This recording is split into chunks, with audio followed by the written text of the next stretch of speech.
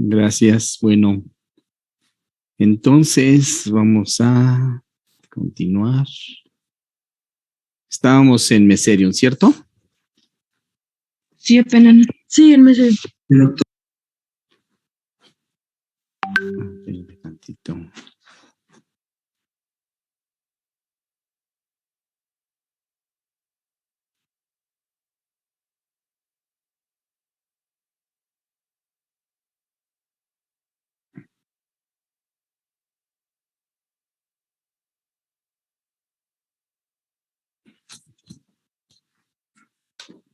Bien, entonces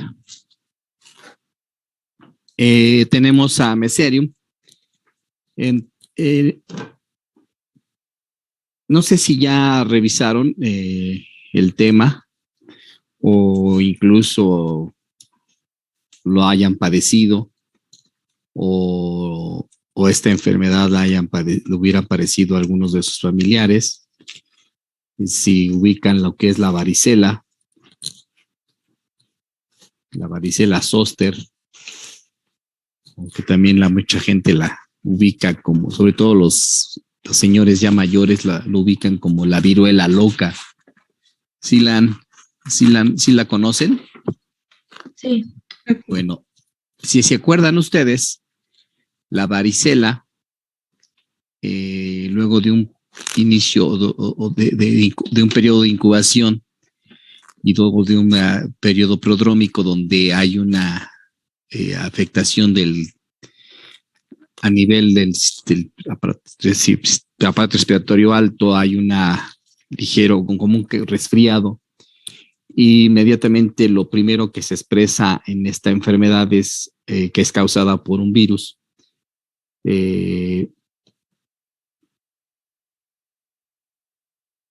Produce la lesión que produce esta enfermedad es precisamente una vesícula de aparición centrípeta y que conforme va avanzando se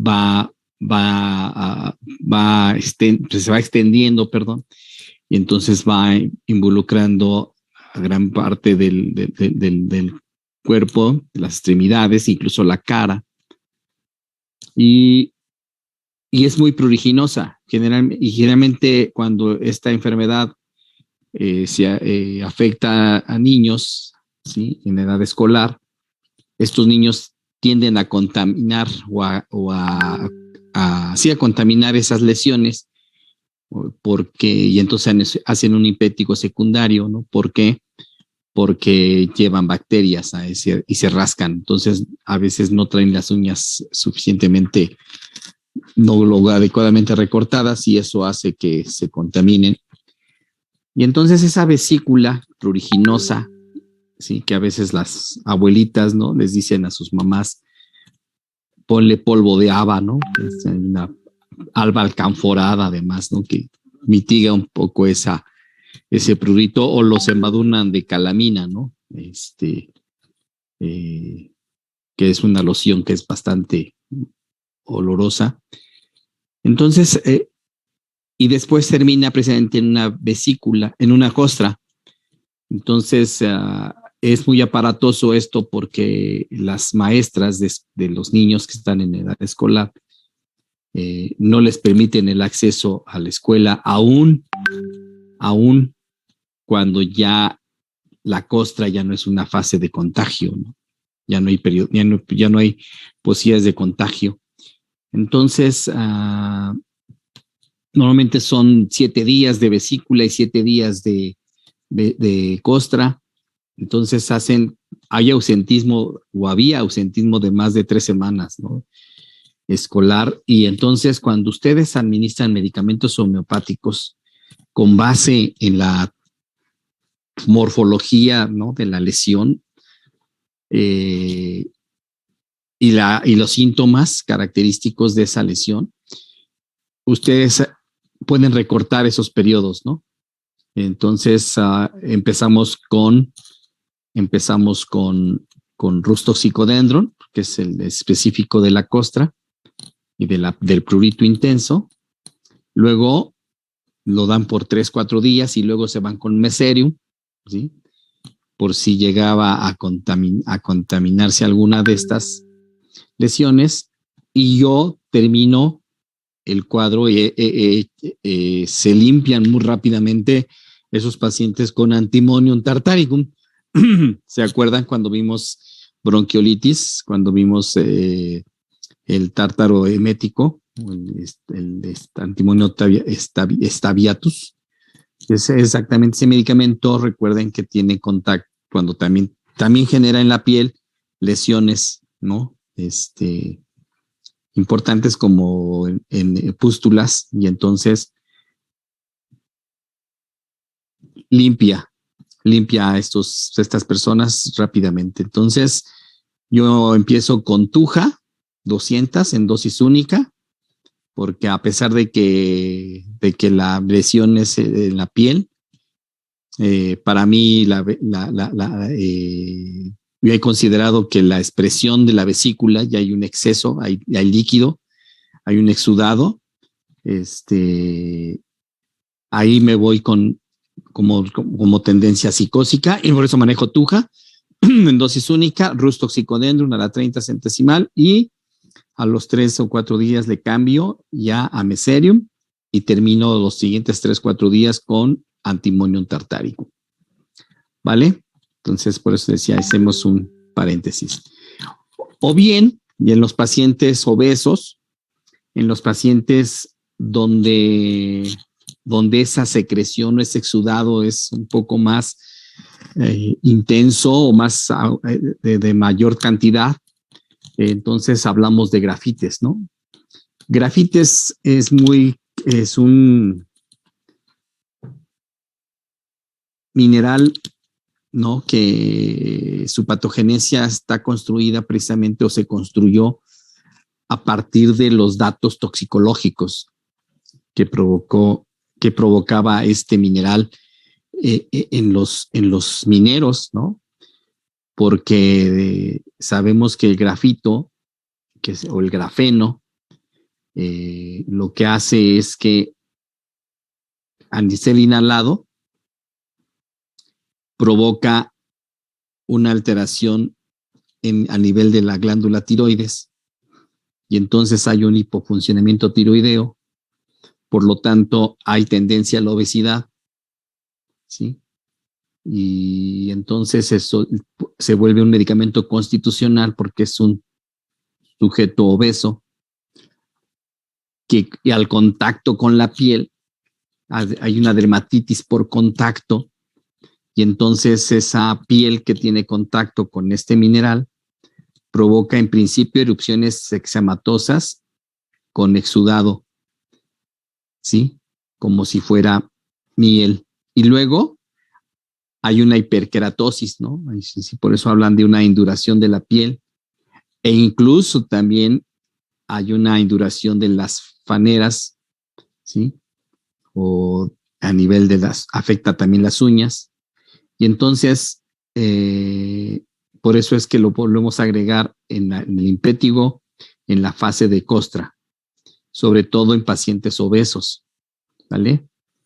Entonces, sobre todo cuando además del impétigo hay antecedentes de un eczema en pliegues, ¿no? Entonces es muy común ubicar el eczema en pliegues retroauriculares, en pliegues del codo, de las rodillas, ¿no? Entonces, ¿qué es lo característico de grafites? Paciente obeso, paciente estreñido y de aspecto sucio, ¿no? Porque ese problema de la piel hace que tenga un aspecto sucio. Bien, ahora vamos a hablar un poquito de lo que es la foliculitis y la furunculosis. Aquí, sinceramente, no he tenido un éxito importante. Quizás se deba a que a veces los pacientes que he atendido con este problema no son tan disciplinados, ¿no? Pero bueno, vamos a ver qué propuestas tenemos. Ustedes mismos lo van a sacar, lo van a deducir, ¿no? Tenemos una infección del folículo pilosebáceo por estafilococo y origina 2 cuadros, la foliculitis o la furunculosis. La foliculitis puede ser superficial si se afecta el trayecto epidérmico del folículo, ¿no? Entonces, como dice, en tal caso se forman diminutas y numerosas pústulas atravesadas a menudo por un pelo. Por eso es muy común observar esto en las zonas más pilosas, en lo que es en la base, vamos a llamarle así, la base del cráneo, ¿no?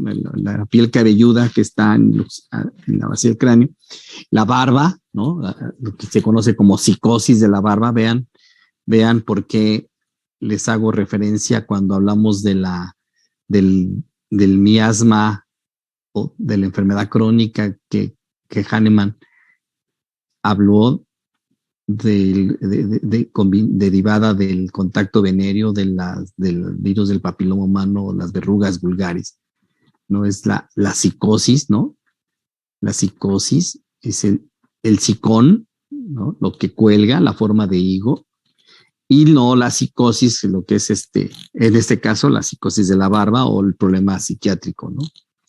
Entonces, cuando afecta el componente dérmico del folículo, se habla de foliculitis profunda y en tal caso se presentan abscesos dolorosos y recidivantes en la barba, piel cabelluda y en la nuca. ¿Sí? Esta localización hay tendencia a formar cicatrices queloides. Entonces, aquí hablando de abscesos dolorosos, ¿sí? Cuando hablamos de un absceso y una tendencia supurativa, tenemos que pensar en el medicamento que hablamos en la bronquitis aguda, cuando hay una expectoración purulenta. ¿Quién es ese medicamento, doctores?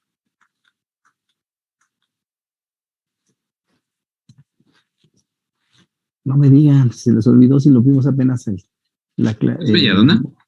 No, absceso, pus. Lo ubicamos en la bronquitis, en la tos productiva, sobre todo purulenta, ya la expectoración purulenta, y que lo hicimos en acorde de potencias para favorecer la expectoración, para modular la expectoración y frenar después la expectoración. Y que es un preparado de Samuel Hahnemann, que es una mezcla de dos. Hepar, sulfur, calcario. Hepar, exactamente.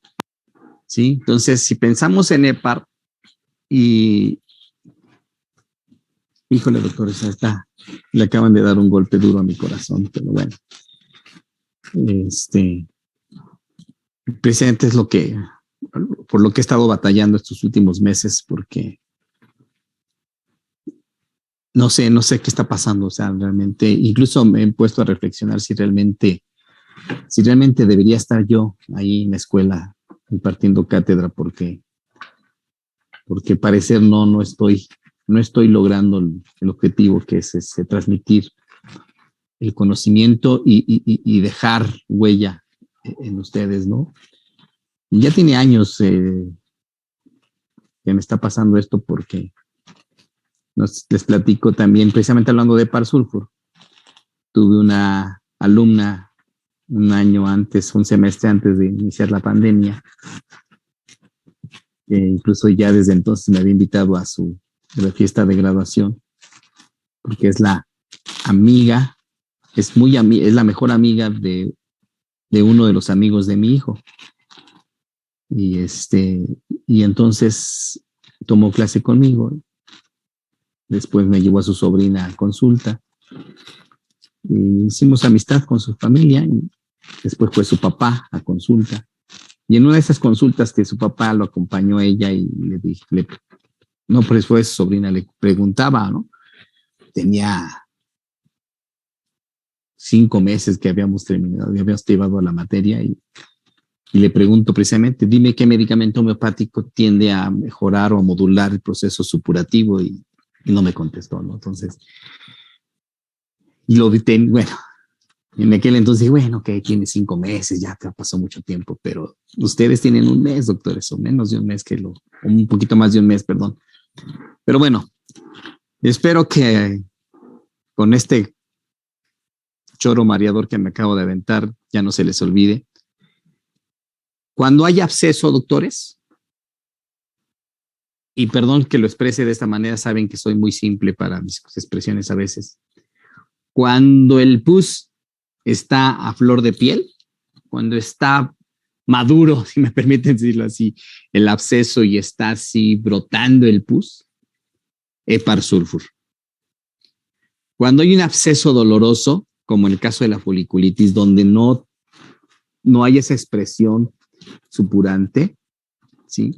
Uno de los medicamentos que ayuda a controlar el dolor y sobre todo, quizás a lo mejor voy a decir una barbaridad, pero si alguien tiene el concepto diferente, me avisa.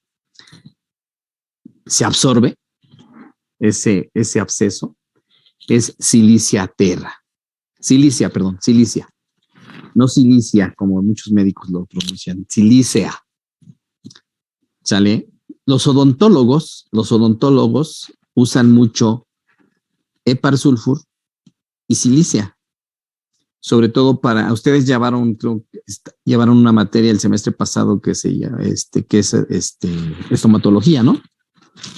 Sí. Entonces, seguramente les hablaron del absceso periodontal, ¿no? Periodontal, no me acuerdo cómo se pronuncia, periodontal no se pronuncia. Y entonces ese absceso, a ver, fíjense que bien curioso, ¿no? Porque pues, no se van a la individualidad, sino que he visto médicos, cirujanos dentistas que combinan, ¿no? Hepar y silicia. Entonces, pues, de todos modos, si no le pega a uno, le pega al otro. Pero bueno, hablando de foliculitis, entonces, si presentan esos abscesos dolorosos recidivantes, hablamos de silicia, doctores. Cuando está el pus, así insisto, hepar sulfur, ¿no? Entonces, recuerden hepar sulfur en bajas para favorecer la supuración, medias para modularla y altas ya para inhibir ese proceso. Y luego, si en esta localización hay tendencia a formar cicatrices queloides, que se conoce como foliculitis queloidal, aquí vamos a hablar de otro medicamento que ahorita lo menciono, después de terminar de completar de hepar. Vean, volvemos a la clínica, no hablamos aquí de los síntomas característicos de hepar sulfur, ¿sí? Entonces tenemos inflamación con tendencia marcada a supuración aguda y a veces crónica de la piel. Entonces es un medicamento de la sobreinfección. Entonces, al menos en procesos dermatológicos con pústulas, ¿sí? Habrá que pensar en hepar sulfur, ¿no? Y luego, como tiene tendencia a la cicatriz queloide, perdón, me voy a adelantar un poquito. Aquí. No es cierto, no, perdón, me estaba confundiendo. Uno de los medicamentos que ayuda a prevenir una cicatriz queloide es el grafites. Pero fíjense qué curioso, el grafites aplicado en pomada.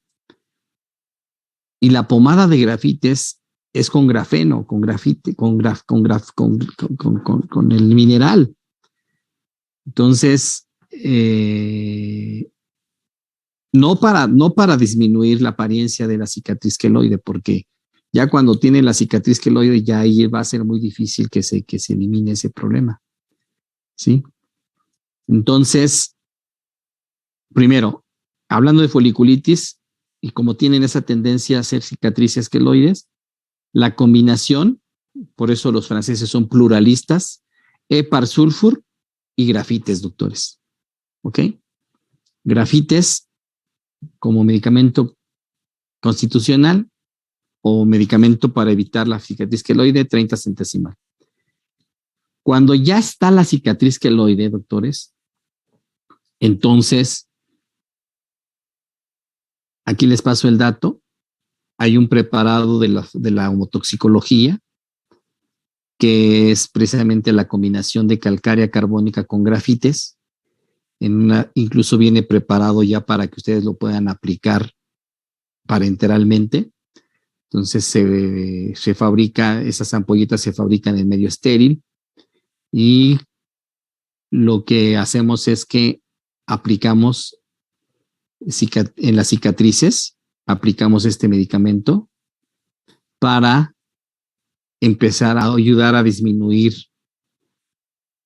esa apariencia tan desagradable que tienen en algunos pacientes. De hecho, lo empezamos a usar porque cuando hablábamos de la mesoterapia, una de las situaciones en estética más solicitadas, precisamente la adiposidad localizada, ¿no? Lo que es después de que el paciente hace control dietético y reduce peso y reduce tallas, normalmente en algunos pacientes se quedan esos depósitos de grasita, sobre todo en donde no nos gusta que se nos acumule, como por ejemplo en las mujeres en la pancita, ¿no? Y en lo que llaman, le dicen así en forma muy, muy chistosa, le llaman las orejas de Mickey Mouse, ¿no? Es decir, en la lonjita. Entonces, en esa adiposidad localizada, el doctor Máximo de Bellis recomienda un esquema, ¿no? Que en semestres pasados, cuando teníamos la oportunidad de comprar el medicamento a buen precio y con Rubio Pharma, hacíamos y creo que con esta chica, este grupo que les acabo de esta chica que les acabo de platicar, hicimos una práctica. Inyectamos, yo le digo coloquialmente, ponchamos lonjas, ¿no? Para que vean el efecto. Y entonces, como se presume que en la estética las cicatrices pueden ser campos de interferencia, entonces aparentemente se desbloquea, ¿no? Entonces, por eso es que yo empecé a aplicar el medicamento o el esquema de adiposidad sobre las cicatrices y empecé a notar que disminuían, se hacía una apariencia más agradable a la vista.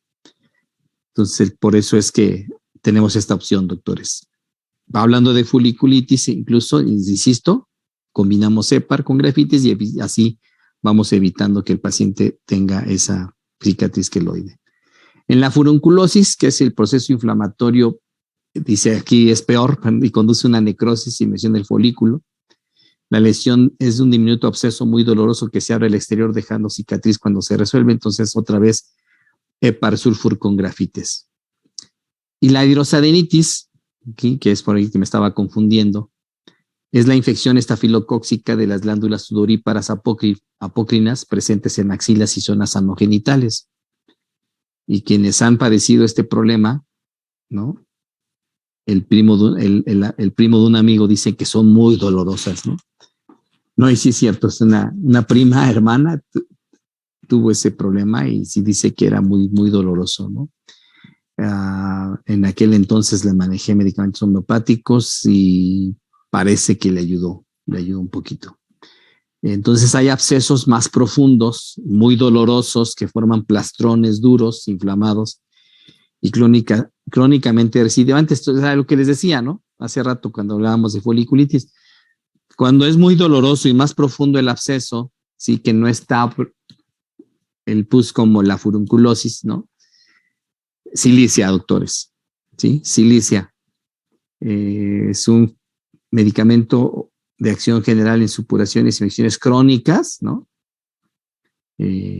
Lo ubicamos y que era el medicamento que tenían que haber prescrito en el paciente que vimos en el caso clínico en su examen, ¿sí?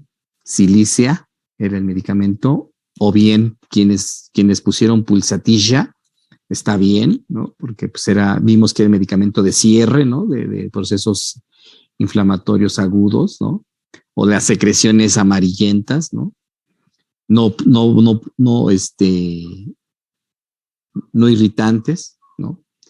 Pero se acuerdan que era una niña delgada, tímida, ¿sí? Que tenía manchas en las uñas, ¿no? Y bueno, pues entonces, ya recordaron ahorita silicia, que es para esos procesos crónicos, ¿no? Son los niños millonarios, yo le digo así también, millonarios pero de lombrices, ¿no? Porque inmunológicamente son niños muy, muy deprimidos, ¿no? Tienen tendencia a los procesos los procesos infecciosos crónicos, ¿no?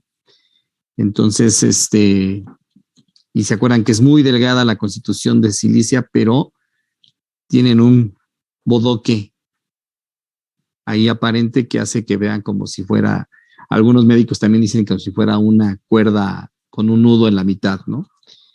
Entonces, espero que ya se hayan acordado de silicia, la Constitución, pero hablando de la clínica, dicen que es en infecciones o procesos supurativos crónicos con adenopatías duras y limitadas.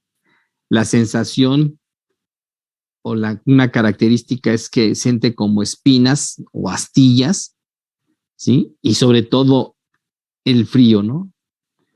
El frío en las regiones enfermas, sobre todo es una sudoración, una transpiración aumentada de los pies con una temperatura baja, ¿no? Entonces aquí ya vemos o recordamos al carbónico, lo opuesto a la calcárea carbónica, ¿no? Calcárea carbónica es el que tiene sudoración o transpiración de la cabeza y silicia es el que tiene transpiración de los pies, la sensación de frío, ¿no? Entonces esos niños que son carbónicos y que al estar después de procesos infecciosos agudos, ¿no?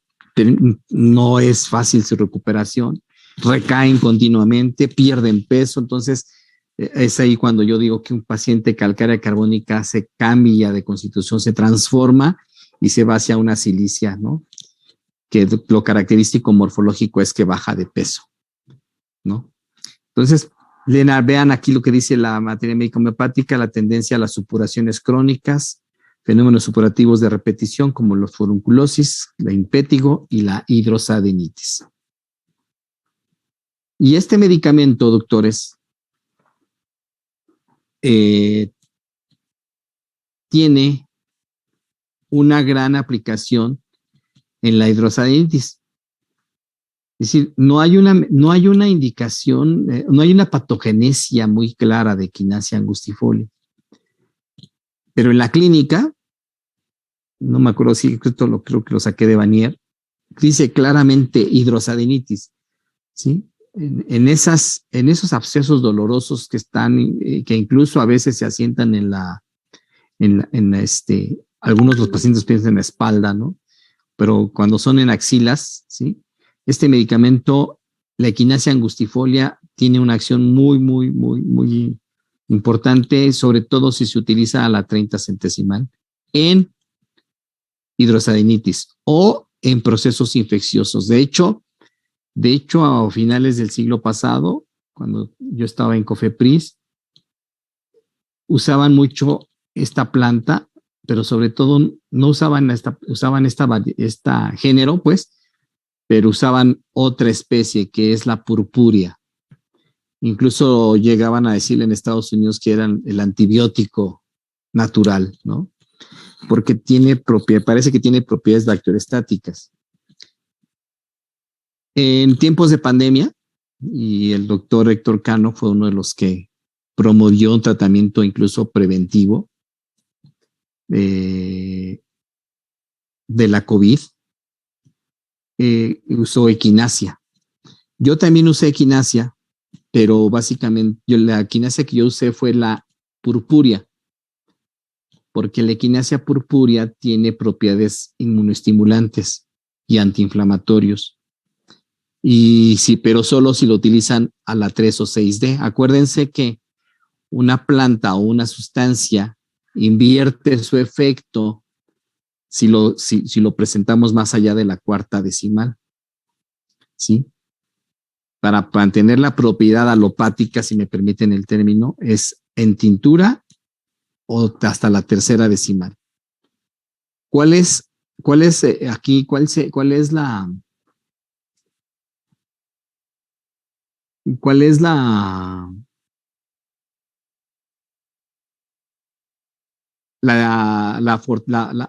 la fortaleza de mandarlo a la 3D? Que a la 3D no tiene reacciones secundarias porque estas dos especies, insisto, tienen propiedades inmunoestimulantes y antiinflamatorias, pero pueden causar reacciones alérgicas. Entonces, en tintura primera y segunda puede tener, y entonces conforme yo voy diluyendo, voy quitándole esa toxicidad. Por eso es que usábamos o recomendábamos equinacia purpúrea tercera decimal. Pero obviamente los laboratorios farmacéuticos empezaron a especular con este medicamento y entonces o se agotó y por eso es que la propuesta que doy ahora también está la sexta decimal. ¿Vale? Entonces, si lo que quieren usar es equinacia con propiedades inmunoestimulantes, ¿sí? Es que doctor, es que ya si le ha dado, usted que le ha dado su medicamento constitucional a mi hijo, ya ha dejado de enfermarse tan frecuente, pero todavía cuando se enferma se pone muy, muy mal. Entonces, ustedes pueden asociar, ¿verdad?, a su medicamento constitucional una equinacia como inmunoestimulante, pero utilizan la equinacia purpúrea. Si todavía no hay producción, entonces se van a la equinacia angustifolia. Cuando tienen un paciente con hidroacidinitis o con procesos supurativos crónicos que correspondan a silicia, pueden complementar con equinacia angustifolia, pero en este caso ya sería a la 30 centesimal, ¿vale? Bueno, terminamos este tema con el ectima y erisipela. En la erisipela y el ectima, los síntomas iniciales son un síndrome febril y ardor en la zona afectada. Y entonces aquí hay una eritema. Hay eritema y hay edema. ¿Sí? Y muy ocasionalmente puede haber una ampolla, pero lo predominante en estos dos cuadros, bueno, en el caso de la erisipela, es la zona eritematosa y edema, calor, ardor. Por lo tanto, ¿cuál sería el medicamento específico de inicio para tratar la erisipela, doctores? ¿Apis?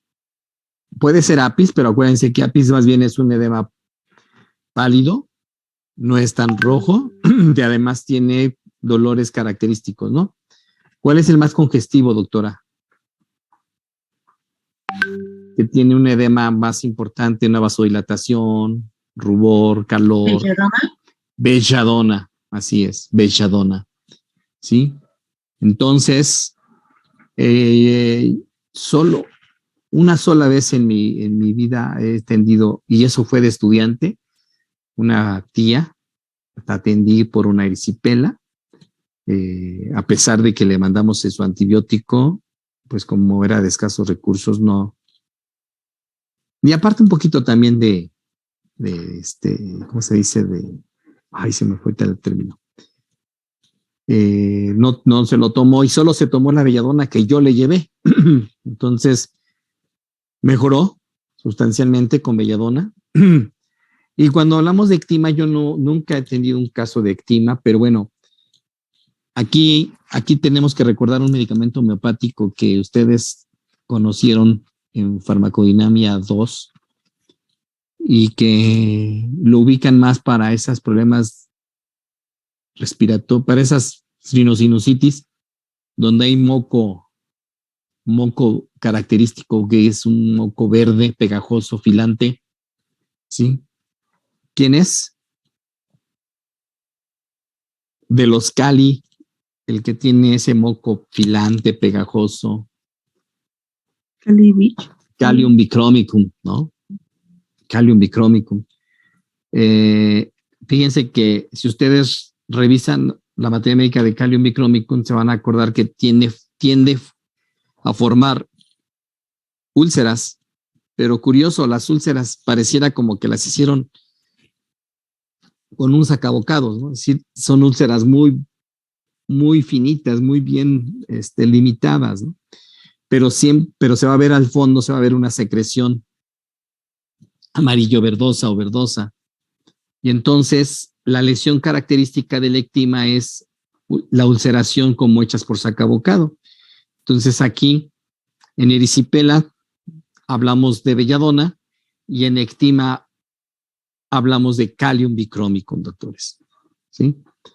La erisipela se localiza más frecuentemente en cara, piernas y el ectima en las piernas, ¿no? Entonces, la erisipela y el ectima son los síntomas del síndrome febril, ardor en la zona afectada, y entonces por eso hablamos de apis, como dijo la doctora, belladona, que decíamos es el más específico. Y aquí, como es una zona pequeña, limitada, congestiva, no sé si ya lo platiqué con ustedes, creo que sí, en lo que son las congestiones, si belladona es congestivo grande, Ferrun es congestivo chiquito, entonces hablábamos de la otitis media no supurada, ¿se acuerdan? Por eso es ferrum fosforicum, doctores. ¿Sí? Y el ectima, que es más profundo, se forman ulceraciones, el calium bicrómico. ¿Va? Sí, doctor. Bueno, esto ya no vamos a ver las complicaciones. Ahora, déjenme ver su programa.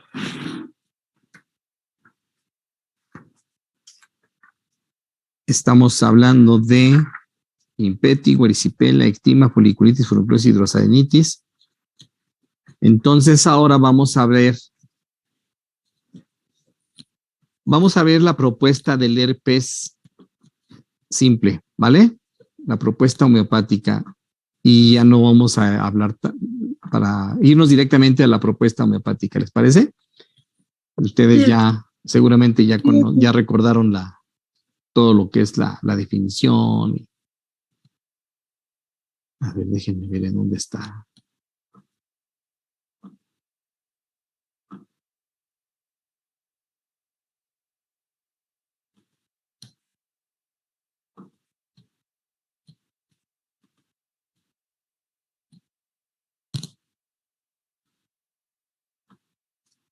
Bueno, vamos a ver, a ver si no me...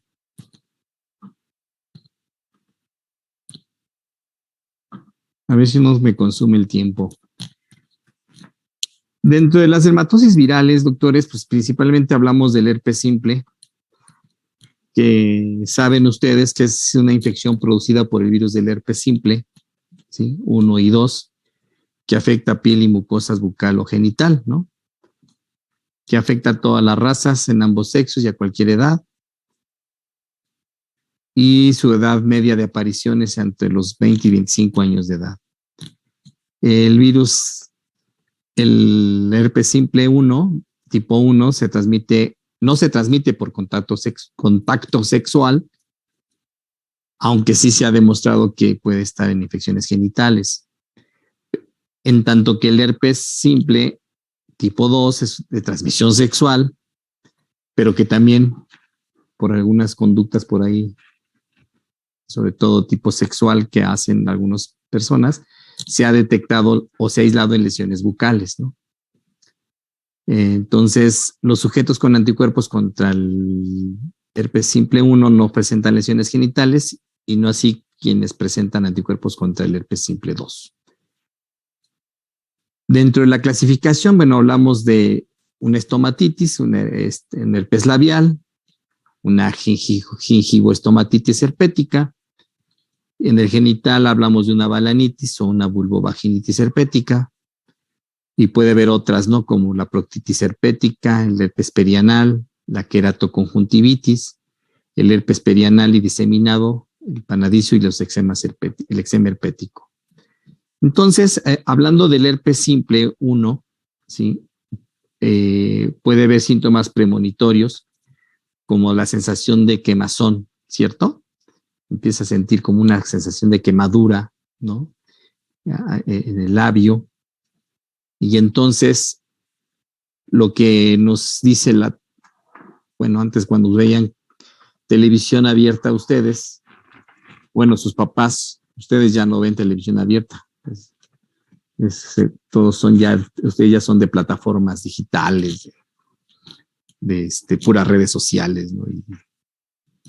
Entonces, había una propuesta infomercial, que así se les llama, ¿no? Que era la aplicación inmediata del ungüento de cicloferón, ¿no? En teoría es un antiviral. Y luego viene ya la agrupación de vesículas, ¿no? Ya viene una o varias vesículas agrupadas en racimos sobre una base eritematosa, ¿no? Entonces,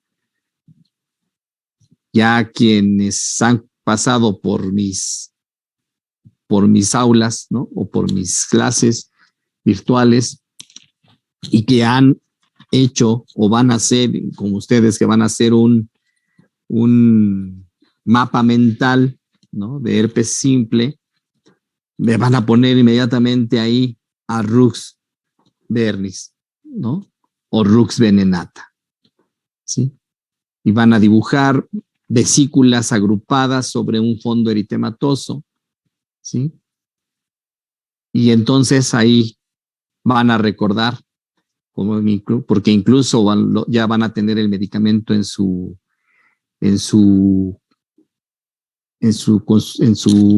habitación, en su cuarto, en su casa, pues. Entonces ya van a comprar un kilito de pastilla o de glóbulos, dependiendo que les guste más. Van a comprar unos 50 frascos de vidrio, ¿no? Y aunque no es lo correcto, van a comprar unas 50 etiquetas que dicen medicamento homeopático, ¿sí? Ahí se pueden ir a la farmacia Hoffman, que está ahí en Galerías, la Galería de las Estrellas, ahí en Circuito Interior por la CFE. Aquí en la Ciudad de México, ahí van y compran sus pastillas, su glóbulo, sus frascos, sus etiquetas, sus medicamentos, sus dinamizaciones líquidas.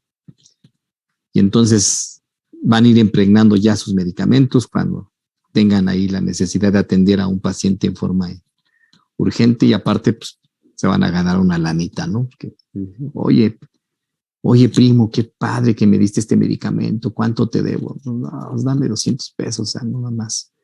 Y el medicamento les va a costar a lo mucho, al preparar ese medicamento va a costar 15 pesos a lo mucho. Entonces ya le ganaron 185 pesos, ¿no?